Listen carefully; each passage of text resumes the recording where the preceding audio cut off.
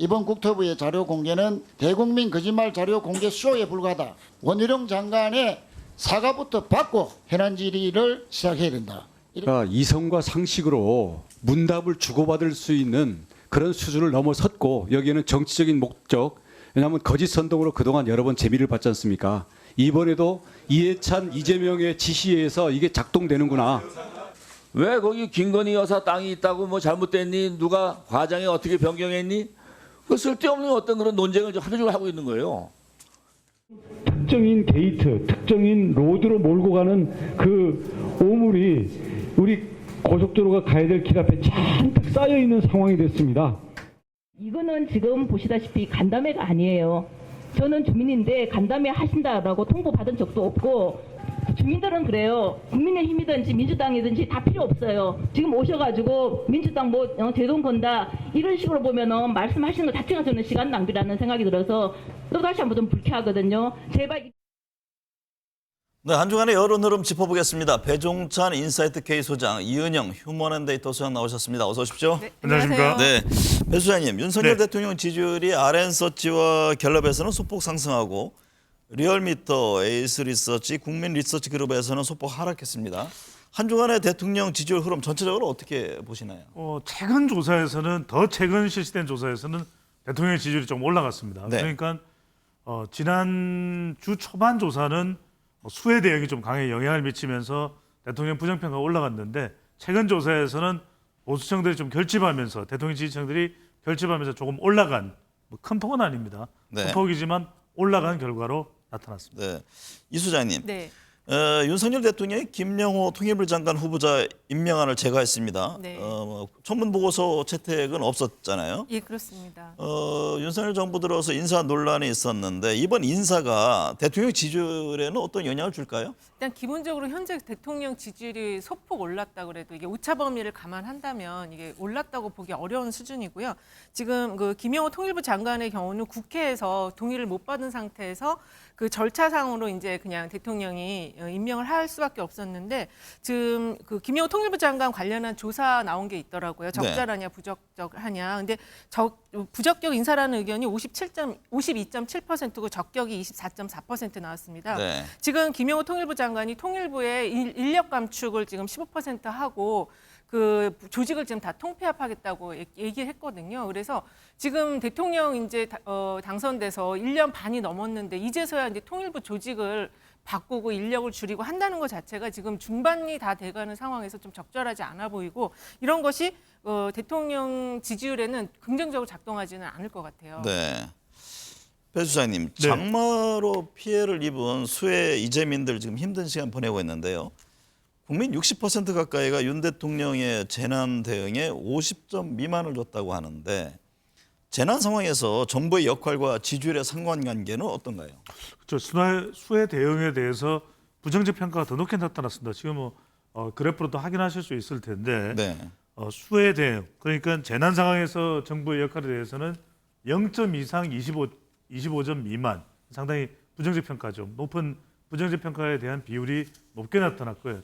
긍정적으로 평가할 수 있는 75점 이상, 또 100점 이하는 26.7%로 부정적 평가에 비하면은 낮게 나왔습니다. 하지만 네. 이제 이건 지난주 초반, 오늘이 이제 일요일이니까 이번 주로 계산한다면 지난주 초반에는 수해 대응에 따른 대통령 지지율 좀 큰 폭으로 하락한 결과가 나왔는데 최근에는 김영호 통일부 장관도 결과적으로 임명됐습니다. 청문보고서 채택 없이. 네. 이건 대체적으로 좀 선반영된 것 같아요. 네. 그러니까 지금의 대통령 지지율의 특징은 인사를 어떻게 한다고 해서 그거 가지고 부정적 평가로 별로 연결되지는 않는 네. 그런 추세로 보입니다. 이 소장님, 네. 장마 피해의 원인에 대해서 여야가 서로 다른 책임론을 주장하고 있습니다. 그런 네. 가운데 여론조사 공정의 조사에 따르면 4대강 보해체와 개방이 홍수 피해와 관련이 있을 것이다. 이런 응답이 과반을 넘는 것으로 나타났네요. 예. 관련이 있을 것이 56%고요. 없을 것이 이제 35% 나왔는데 사실 이게 조금 그 좀 전문적인 내용이어서 국민들이 답변을 과연 알고서 했는지 아니면 느낌을 가지고 한 건지는 좀 제가 보기엔 후자인 것 같습니다. 특히 그리고 이게 지금 그 지역마다 호우의 상황의 피해 상황이 다 다르기 때문에 오히려 지금 좀 문제가 되는 부분은 이 그 호우가 피해가 나기 전에 시민들의 신고가 있었음에도 불구하고 막지 못했다는 부분에 대해서 조사를 한다면 이 보호 해체와 관련한 부분과 또 다른 의견이 나왔을 수 있거든요. 그래서 이 여론조사라는 게 어떤 내용을 포커싱 하느냐에 따라서 전혀 다른 의견이 나올 수 있는데 어쨌든 이 보호 해체와 관련한 거는 이 그 댐과 관련한 문제인지 이거를 좀 정확하게 인과관계로 인식하는지는 잘 모르겠습니다.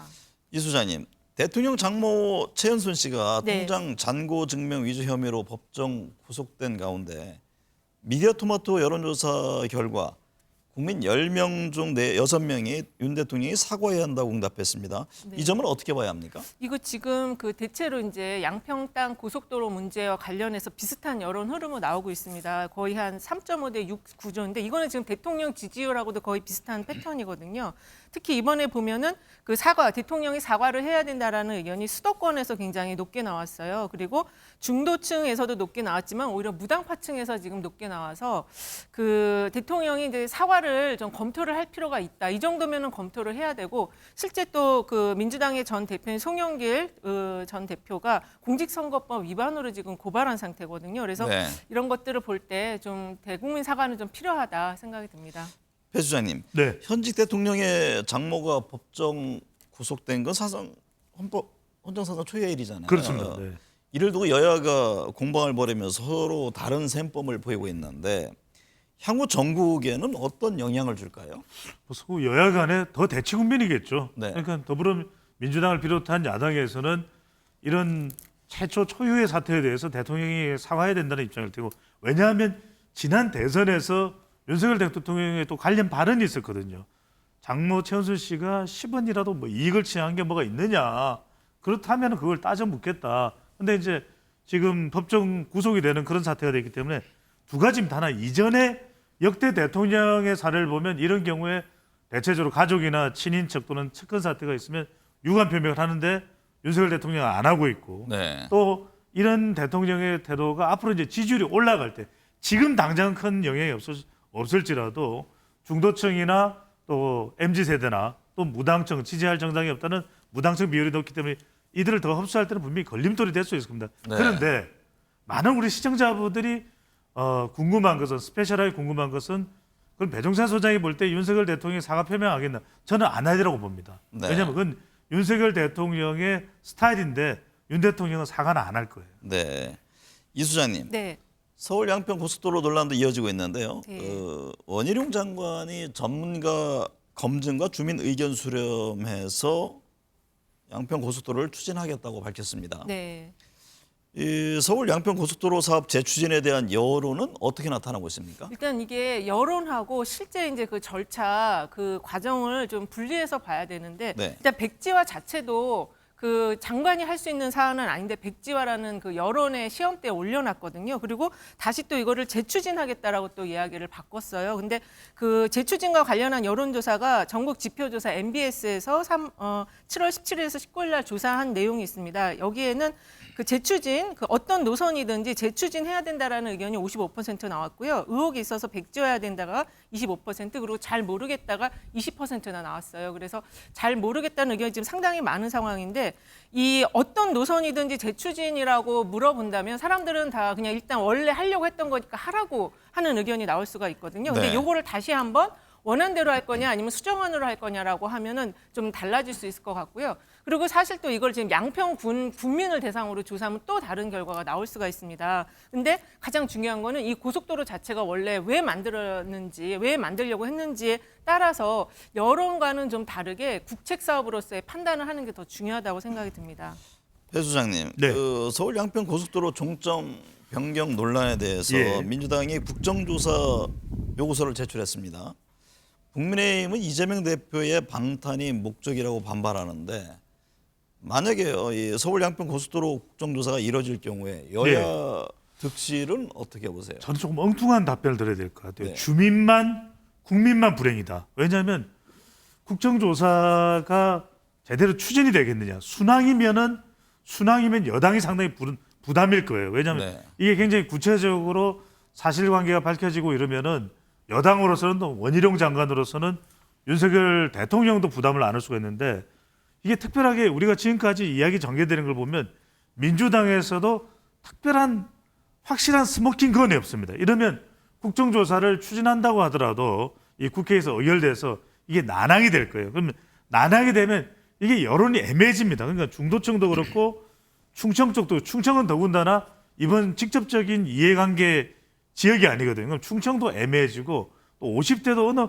한쪽으로 하기 애매해집니다. 결국 뭐냐, 이게 자꾸 시끄러지다 보니까 양서면이냐 강서면이냐 이게 고속도로 추진 이 속도만 좀 늦어집니다. 그럼 네. 결국 피해 입는 것은 양평군 주민도 있고 하남 주민도 있고 남광주, 이 경기도 남광주입니다. 남광주 주민도 있고 결국 주민과 국민만 불행해지는 거죠. 네. 이 소장님, 민간인 풍수 지리가 대통령 관저 선정 개입 의혹에 대해서도 여야가 공방을 벌이고 있습니다. 네. 미디어 토마토 여론조사를 보니까 부적절한 국정 개입이라고 생각하는 응답자가 58.9%에 달하는 것으로 나타났는데요. 네. 이 대통령 지지율에도 영향을 미치는 사안으로 봐야 합니까? 예, 이거는 좀 미칠 수는 있어요. 그런데 이게 이제 그 언론에 관심을 받는 그런 어떤 중요도가 있는 사안이냐, 그건 조금 또 다른 문제인 것 같습니다. 네. 어쨌든 지금 부적절한 국정 개입을 민간인 풍수지리가가 했다라는 의견이 60%에 가까우니까 이거는 아까 그 대통령이 그 장모권으로 사과해야 된다라는 여론과 좀 비슷한 흐름인 것 같고요. 그다음에 이게 중도층하고 무당파층에서는 더 부적절하다는 의견이 더 높아지더라고요. 지금 무당파층에서는 62.4%나 부적절하다고 지금 이야기가 나오고 있어서 이번에 좀 조사 특징이 미디어 토마토 조사 특징이 무당파층이 조금 강성 어떤 그 기류를 중도층보다 더 보이고 있다라는 좀 특징이 있었고 어쨌든 이 민간 풍수지리가의 그 조언에 의해서 영빈관은 그대로 있지만 대통령실을 이전한 것이냐 네. 이게 되게 핵심인데 이거를 지금 우리 모든 언론들이 집중해서 다루기에는 너무 좀 내용이 좀 추상적인 내용이어서 좀 네. 그거는 어렵게 보여집니다. 정당 이야기 해보겠습니다. 배 수장님, 당 지지율이 이게 조사 기관마다 큰 차이가 있습니다. 예. 민주당 지지율이 미디어 토마토에서는 뭐 한 50% 육박하는 국민의힘을 크게 앞서는데 갤럽 조사에서는 29%로 윤석열 정부 출범 이후 최저치를 기록했잖아요. 그렇습니다. 그 민주당 흐름을 어떻게 봐야 합니까? 그러니까 지금 대통령 지지율은 대체로 아주 큰 차이가 나는 건 아닌데 정당 지지율을 보면 자동응답 조사 또 어떤 조사에서는 민주당 지지율이 높고 네, 너무 들쑥날쑥하죠. 또 이제 전화 면접 조사를 중심으로 해서는 국민의힘 지지율이 더 높고 또 민주당 지지율이 또 상당히 낮으니까 많은 국민들이 우리 시청자분들이 아이 못 믿겠다 여론조사 배종찬 소장이 그렇게 이야기 설명 열심히 적극적으로 머리카락 세워서 하는데 왜 안 되느냐 이렇게 네. 얘기했는데 오늘 그냥 제가 한 번에 설명드렸습니다. 이거는 뭐냐면 고관여층 그러니까 정치에 적극적으로 관심이 매우 높은 사람들 이거는 이념 성향이 아닙니다. 그래서 진보가 많이 포함이 됐기 때문에 미디어 토마토 조사나 또 자동응답 조사에서는 민주당 지지율이 높은 게 고관여층. 고관여층은 주로 어떻게 작동되느냐? 대통령의 국정 운영과 비슷하게 작동이 되는 겁니다. 그러니까 더불어민주당이 대통령의 부정평가를 안고서 높게 나타나는데 그렇지 않은 일반적인 전화 면접 조사에서는 무응답 비율이 높은 거예요. 네. 그러니까 굳이 민주당 쪽으로 안 가고 있는 겁니다. 그러면 이 갤럽 조사를 보면은 더불어민주당의 지지율이 29%로 낮은 결과가 나온다. 이건 뭐냐면 굉장히 민주당이 이 부분에 조심을 해야 돼요. 그러니까 높게 나오는 조사를 보고 그래? 총선은 우리가 유리한데 이렇게 생각해서는 안 돼요. 무슨 말씀이냐면 이 갤럽 조사에서 한국 갤럽 같은 전화 면접 조사, 면접원이 보는 조사에서 지지율이 낮게 나왔다는 것은 정작 선거에서 민주당을 응원하러 나가는 사람의 비율이 썩 높지 않을 가능성도 있다는 겁니다. 그래서 네. 지금 민주당의 이 관건은 뭐냐? 어쨌거나 무당층을 끌어들여야 됩니다. 무당층을 더 끌어들이는 파격적인 조치를 취해서 무당, 중도, MZ세대 이를 얼마나 흡수하느냐가 선거의 가장 중요한 승부수라고 봐야 되겠죠. 네. 짧게 덧붙이면은 지금 무당파층을 끌어들여야 한다고 얘기하셨는데 다음 총선에서 가장 중요한 것은 결국 투표율 어느 쪽이 더 투표하러 많이 나가느냐 이 문제하고 결집도 문제겠죠. 결집도 네, 그렇습니다. 그리고 무당파층 문제는 이번 조사들을 보면은 민주당 성향의 성향 사람들이 좀 무당파로 많이 빠져져 나와 있다라는 흐름이 조금 잡히거든요. 그래서 그런 것도 중요하게 보시면 좋을 것 네. 같습니다. 이 소장님, 이재명 대표, 이낙연 전 대표가 28일 만찬 회동을 했습니다. 네. 두 사람의 회동이 민주당 내 친명계, 비명계 지지층 이 갈등을 봉합시키는 계기가 될 수 있을까요? 일단은 지금 여당에서 나온 논평이 소문난 잔치에 먹을 거 없다 이렇게 나왔어요. 네. 그러니까 이 두 분의 만남 자체가 그렇게 파괴력이 있어 보이지 않는다라는 내용을 이제 발표를 한 건데요. 어쨌든 두 분이 만났을 때 지지층의 지금 이제 결합이 좀 단합이 이루어질 거냐인데 두 분이 만났는데 서로 얘기가 약간 다르게 나왔습니다. 일단은 네. 그 총선을 향해서 이재명 대표는 단합을 얘기했고요. 이 이낙연 전 대표는 그 혁신을 얘기했거든요. 그리고 민주당이 위기의식을 가져야 이렇게 이야기를 하셔서 지지층이 보는 것과 좀 약간의 시각차가 있는 걸 좀 보여줬어요. 그래서 지금 이 만남 자체가 당장 그 지지층의 화학적 결합을 가져오긴 좀 어려울 것 같다고 네. 좀 보여집니다. 배 소장님, 민주당이요 정당한 영장 청구의 경우 불체포 특권을 포기하겠다 이런 입장을 밝힌 것에 대해서 적절한 의결이다라는 응답에 비해서 이게 뭐 적절하지 못한 의결이다 이게 높은 것으로 그렇습니다. 나타났습니다. 그러니까 이게 혁신위의 제 1호 쇄신안이거든요. 그런데 조건부로 결의가 됐기 때문에 바로 이 불체포 특권을 내려놓는 겁니다. 그러다 보니까 적절하지 못하다는 의견이 45.4%, 적절하다가 36.6입니다. 그럼 적절한 의결은 대체로 더불어민주당 지지층만큼 나왔는데 무당층에서 화끈하게 지금 동의를 못 해주고 공감을 못 해준다는 이야기거든요. 그 이야기는 뭐냐면 민주당이 아까 제가 무당층을 끌어들여야 된다는 말씀드렸습니다. 그래서 우리 정과 뱅크에서도 기억이 났을 때 이때 중요한 게 삼격이다. 민주당이. 삼격인데 하나는 파격, 그다음에 정격, 그다음에 마지막으로 공격. 그러니까 이걸 조건부를 달면 안 돼요. 조건부를 내려놓고 전면 불체포 특권 포기 이러면 지지율이 올라가는 거예요. 네. 이 소장님, 홍준표 시장이 수해 골프 논란으로 국민의힘 윤리로부터 당원권 정지 10개월 이 중징계를 받았습니다. 네. 이를 두고 당내에서도 엇갈린 반응이 나오고 있는데 어떤 정치적 타격이 있을 것으로 보세요? 일단은 이제 저는 정치적 타격이 있다고 보고 있고요. 일단 그 정치적인 생명, 그 차기 대선 주자로서의 생명 부분에 있어서는 상당히 크게 타격을 받았다고 저는 보고 있습니다. 지금 현재 그 국내의힘 안에서는 차기 대선 후보군들이 여러 명이 지금 움직이고 있어요. 그러다 보니까 이렇게 오랜 기간 동안 좀 잠행을 해야 되는 상황에서는 좀 타격이 있을 수 있고요.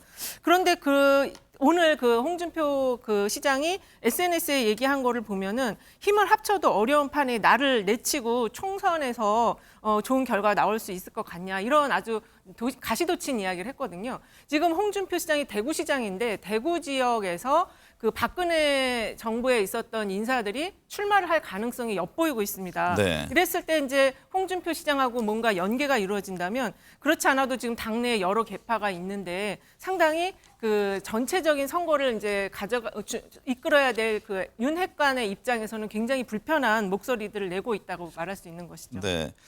배 소장님, 네. 이준석 전 대표가 유튜브 채널을 개설하고 예. 유승민 전 의원이 국민의힘과 윤석열 대통령을 향해서 지금 쓴소리를 이어가고 있습니다. 상당히 움직임이 활발한데요. 네. 비윤계 인사들의 행보를 어떻게 보시고 또 내년 총선에서 비윤계 인사들의 영향력은 어떨까요? 국민의힘 내부에서는 교두보를 말하기가 어렵다. 우리가 신당 승부수를 던질 수밖에 없는 것 아니냐. 이런 이제 절박한 상황일 겁니다. 네. 그렇다면 결과적으로는 당 내에서 뭐 공천을 받고 이러기는 어려워 보여요. 현실적으로. 이 계파 싸움도 있을 테고 친윤이나 비윤 사이에. 그렇다면 결과적으로는 신당을 만들었을 때 새로운 정치 세력을 만들었을 때 얼마만큼 파괴력이 있을까? 저는 전제 조건이 붙을 수밖에 없을 것으로 보입니다. 얼마나 구심점이 견고하냐. 그러니까 네.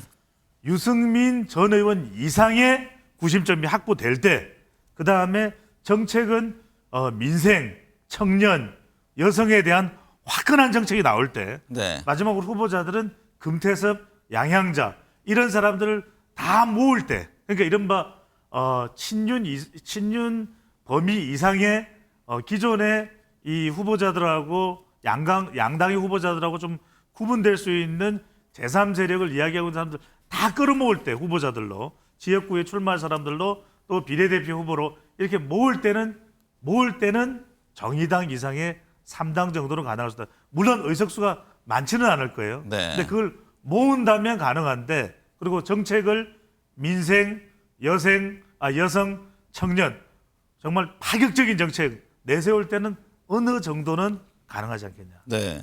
이 소장님, 네.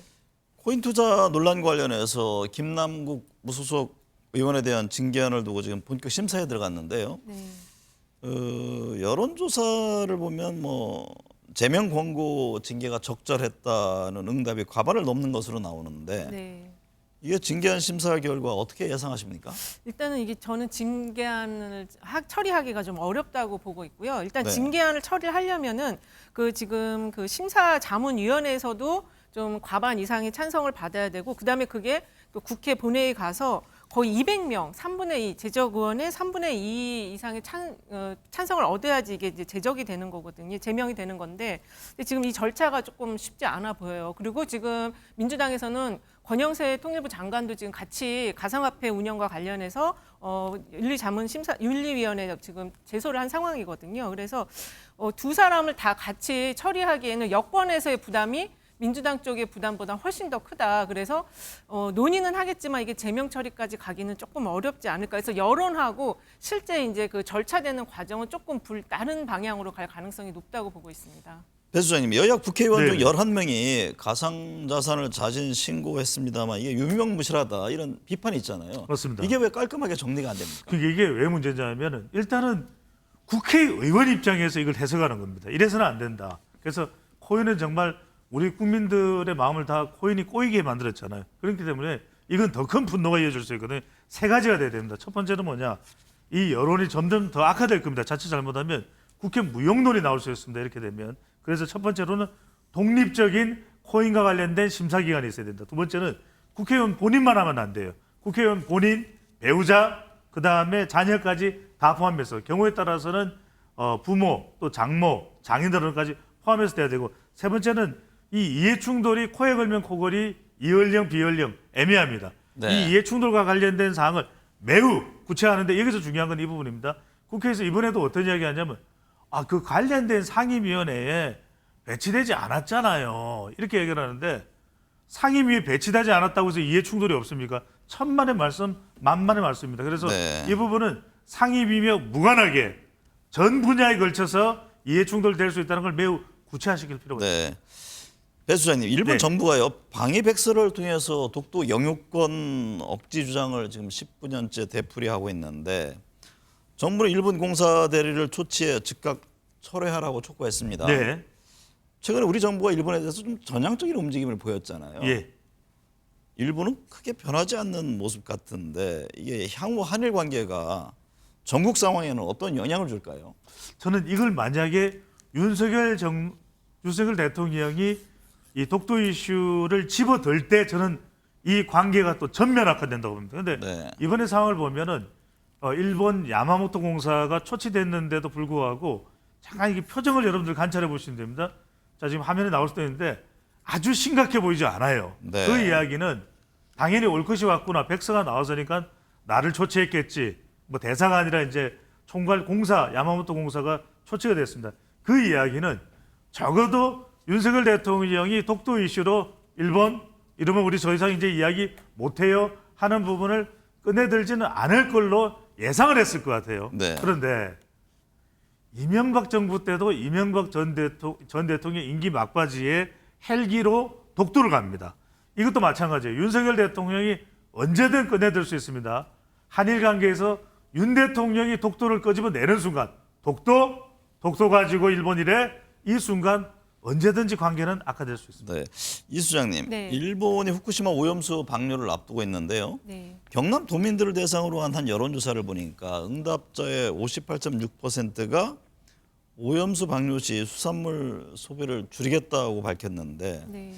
윤 대통령이 자갈치장을 찾아서 현명한 국민은 괴담에 안 흘린다 이 점도 강조했잖아요. 네. 이 오염수 만약에 방류할 경우 정부에 미칠 영향은 어떻게 보세요? 일단 그 자갈치 시장 방문한 거 굉장히 화제가 많이 됐습니다. 그 붕장어를 잡아서 들어 올렸는데 붕장어가 물었잖아요, 대통령을. 그래서 지금 이 그 영상에서는 굉장히 막 상인들도 환호를 하고 그랬지만 실제 여론은 지금 그 오염수 방류 시에 수산물 소비를 줄이겠다가 거의 60% 가까이 나왔거든요. 그래서 이 윤석열 정부에는 이건 당연히 지금 굉장히 큰 악재 요인입니다. 이게 수산물 실제로 이제 이게 방출이 될 경우에는 이 부정적인 여론이 더 올라갈 가능성이 높고 이 경제에 주는 타격, 지역 경제에 주는 타격이 굉장히 커질 수 있죠. 네. 배 수장님, 북한이요 6.25 전쟁 정전협정 70주년을 맞아서 야간 열병식을 개최했는데요. 뭐 최근에 잇따른 이제 도발도 있고 북한의 움직임이 향후 전국에 미칠 영향은 어떻게 보세요? 더 대결입니다. 이건 굉장히 네. 긴장감이 고조될 수밖에 없겠죠. 왜냐하면 이 김정은 위원장의 좌우로 쇼이구 이 러시아 국방상 또 중국의 고위 인사까지 참여를 했거든요. 그건 뭐냐? 바로 북정론은 특히 러시아에 공을 들였어요. 김정은 위원장이. 봐라. 이렇게 우리가 군사 안보적으로 경제적으로까지 결집을 해서 남한에 최대한의 미국에 압박을 가하겠다. 일본에까지 압박을 가하겠다. 이걸 분명히 한 겁니다. 그렇다면 지금 윤석열 대통령도 한미일 8월 18일 정도로 예정돼 있습니까? 지금 캠프 데이비드 한미일 만나겠다. 참 좀 걱정되는 부분이 이 부분입니다. 대결로 갈 수밖에 없는 상황인 거는 이해가 되는데 네. 그럼 언제쯤 이 긴장이 완화될까? 언제쯤 대화가 또 있을 수 있을까? 이건 도저히 보이지가 않거든요. 네. 이 부분을 어떻게 확보하느냐가 국민들로서는 관심사가 되겠죠. 네. 이번 한 주간 지지율에 영향을 미칠 내용들은 어떤 걸 염두에 두고 계세요? 네, 아무래도 지금 그 국회에서 국토위 현안 질의가 끝났는데 계속 지금 국토위는 이어질 걸로 보여지고 추가적인 취재들도 나오고 있더라고요. 그래서 국토부에서의 양평 땅 고속도로 문제가 여전히 폭발적인 이슈가 될 수 있다. 그렇게 보고 있습니다. 배 수장님은 어떤 점을 특히 주목해 네, 보시는지? 두 가지를 추가하면은 이동관 방송통신위원장 지명과 관련된 이슈 계속 논란이 될 수밖에 없을 거고 이화영 또 전 평화부지사와 관련된 부분도 재판 관련된 부분도 다가오는데 이 부분도 집중적으로 초미의 여야 간의 논란과 또 집중적인 관심의 대상이 될 것으로 보입니다. 네.